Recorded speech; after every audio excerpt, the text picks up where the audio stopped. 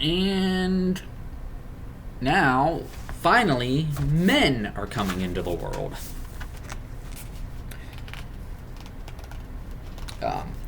The Valar sat now behind their mountains at peace, and having given light to Middle-earth, they left it for long untended, and the lordship of Morgoth was uncontested save by the valor of the Noldor. Most in mind, Ulmo kept the exiles, who gathered news of the earth through all the waters.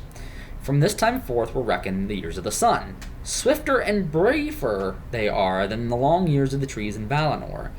In that time, the air of Middle-earth became heavy with the breath of growth and mortality, and the changing aging of all things was hastened exceedingly. Life teemed upon the soil, and in the waters in the second spring of Arda, and the Eldar increased, and beneath the new sun, Beleriand grew green and fair. And then in the far east, in the land of Hildorian, men finally awake. And in here he lists the different names that the elves have for us. Names, you have the Apanonar, the Afterborn, Ingwar, the Sickly, Firamar, the Mortals. Then you have the Usurpers, the Strangers, the Inscrutable, the Self-Cursed, the Heavy-Handed, the Night-Fearers, the Children of the Sun. And so this is now the beginning of the first age of the Sun, or the first age of Middle-earth, followed by the second and the third, which the Lord of the Rings covers.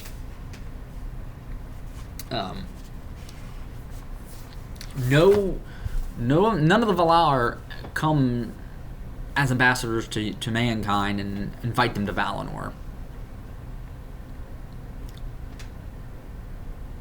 And men will one day usurp the place of the elves because they will grow so numerous. But unlike the elves, we die. As I've said before, that's part of our nature. But Tolkien views that as a gift, especially the elves who do not die. View this as a gift, that we can just die, that we don't have to endure until the end of the world. We have to live till the end of the world. We don't have to do that. They do. If they die, they have to come back in flesh bodies. Now, obviously, they got Valinor set apart for them, so they don't have to return to Middle-earth, even though some will. One very important one, too, that we meet later on. Actually, in this book, Annie appears in The Lord of the Rings. And of course, as we know, Morgoth is back, so he's going to be able to deceive mankind. And Tolkien did write another piece that goes along with this that Christopher should have added as an appendix, and he even said himself he should have. It is... what the heck is that called? I know I have it in a book. It's the Athrobeth, a dialogue between Finrod and a human woman, Athrobeth. Is that her name? I can't remember. I'd have to look that up. And it talks about where Finrod is talking to this human woman, and they're talking about men. There's a darkness that lies behind them. And we'll cover this later because there's a chapter that mentions this later, but Morgoth essentially is able to deceive man. But some repent and come into the West to help the elves in their war. Specifically those called the Adain, or the Fathers of Men.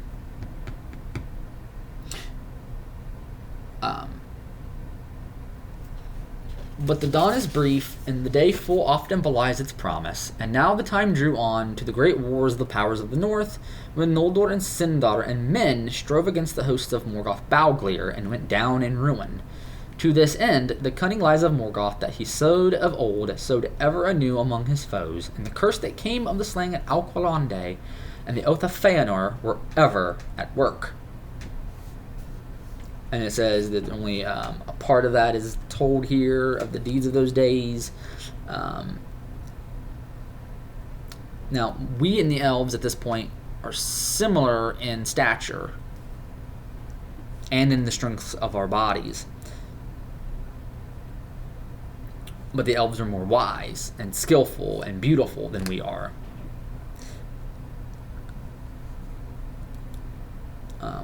Immortal were the elves, and their wisdom waxed from age to age, and no sickness nor pestilence brought death to them. Pestilence is, of course, diseases.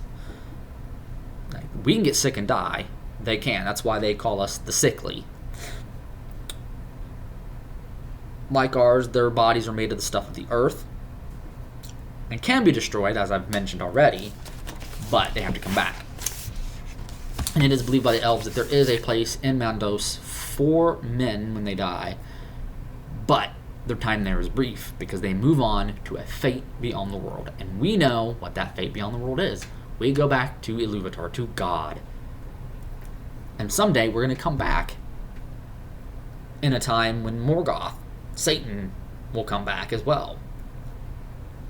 And there will be a big war. Everything will end. We know what our fates are. The dwarves are going to help rebuild the world. But what are the fates of the elves? They don't know. And Tolkien, I don't think, was even too sure either what their fate was.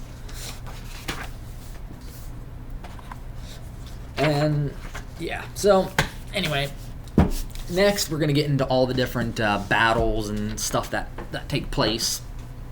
Men have yet to come into the West, so it's just going to be the elves. And we're going to focus specifically on the Noldor for a little bit as they come to Middle-earth and make war on Morgoth to regain what he took from them. And there you have it. So until next time, I will see you all later, and I hope you enjoyed this video. See ya.